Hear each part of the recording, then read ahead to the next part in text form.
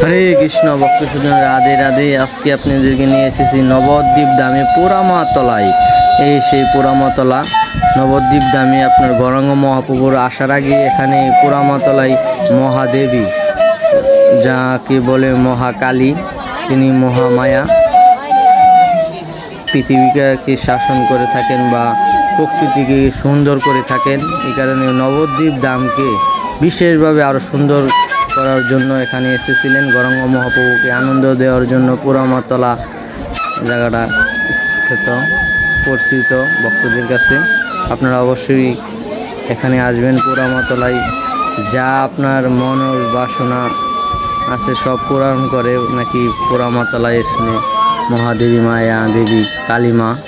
আপনারা সবাই অবশ্যই পোড়ামাতলা আসবেন, মার দর্শন করবেন আর মার কাছে কৃষ্ণ ভক্তি অবশ্যই আপনারা চেতে মিস করবেন না। অবশ্যই কৃষ্ণ ভক্তি চাবেন, যাতে ভক্তি জীবনে থাকতে পারি, ভক্তি জীবনে আরও আগাতে পারি। পোড়ামাতলায় এটাই প্রার্থনা করার উচিত। জাগতিক ধনের বা জাগতিক ধন না চাইলে ভালো, আপনার কর্মে যা আছে তাই হবে। কর্মফল অবশ্যই ভোগ করতে হবেন, এটাই জানতে হবে, বুঝতে হবে ভক্ত সজ্জন। আর এখানে পোড়ামাতলায় আসলে আপনারা দেখতে পারবেন এত ভক্ত আসেন, আর এই জায়গাটা এত ঠান্ডা থাকে, গরম নাই শীত। শ্রীকৃষ্ণ ভগবানের লীলায়ও আপনারা দেখতে পারি। যুগমায়া জন্মগ্রহণ করেছিলেন সুভদ্রা মহারানী হয়ে, এই কারণে গৌরাঙ্গ মহাপ্রভুর লীলাতেও এখানে জন্মগ্রহণ করেছিলেন আপনার পোড়ামাতলা। দেখুন ভক্ত সজ্জন, কি অপূর্ব রূপ আপনার মহাকালী, মহামায়া। রাধে রাধে। দেখুন কি ভক্তদের সমাগম, এখানে প্রচুর ভক্ত এখানে আসেন।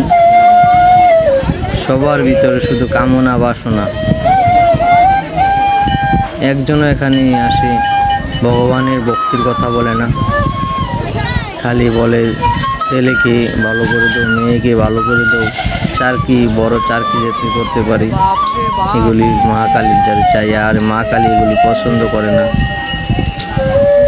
বল দেখুন ভক্ত সজ্জন, শুধু কামনা বাসনা নিয়ে মা কালীর কাছে আছে। আমি এখানে আসলাম, দেখতে পাচ্ছি।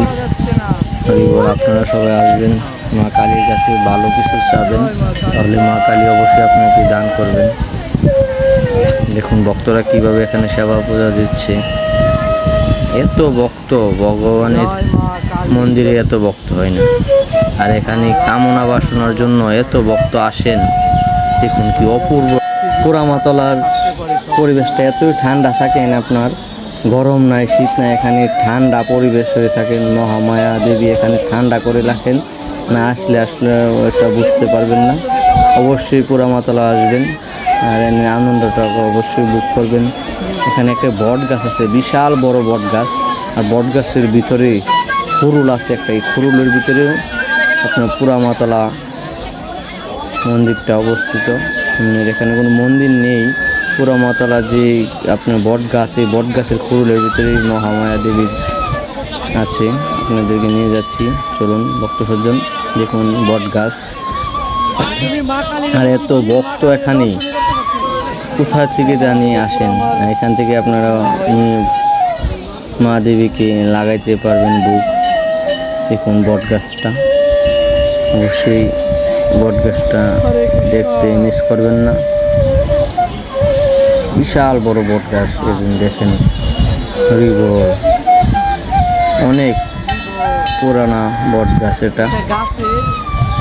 অবশ্যই আমার ভিডিওটা আপনারা সবাই দেখবেন, আর চ্যানেলটাকে সাবস্ক্রাইব করে ফেলবেন, কমেন্ট শেয়ার করতে ভুলবেন না। রাধে রাধে ভক্ত সজ্জন।